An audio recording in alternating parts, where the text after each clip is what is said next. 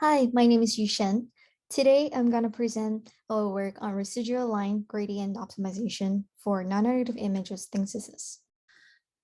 If we want to realize image translation on our optical see-through settings, traditional way is to project lights onto the input image.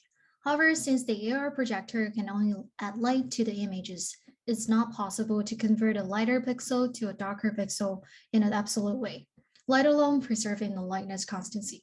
This is the non-negative image problem we want to solve for AR settings. Existing work such as Stay Positive use normalization over global minimum and maximum value and only fine-tune the proposal images based on two parameters of alpha blending, had limitations such as overexposure and lightness inconsistency. In order to solve the problem, we propose residual line. We use gradient as constraints to preserve local features. We also learn all the pixel of residual images so that it can optimize by the neighborhood instead of global.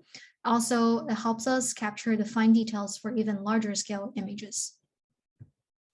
So if we look at this model, our model used gradient to simulate perceptual similarity. We optimize every pixel in the residual images by matching gradients with the target image.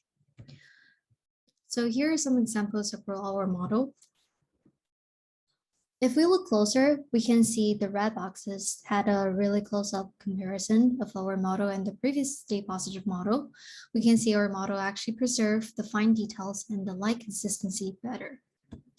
Also, if we look at the large pixel day to night images, we can see our method does has a better perceptual similarity output compared to the other method. So this is our work in residual line. If we want to check out our paper, please go to CV4ARVR website and also scan the QR code for our GitHub page. Thank you so much.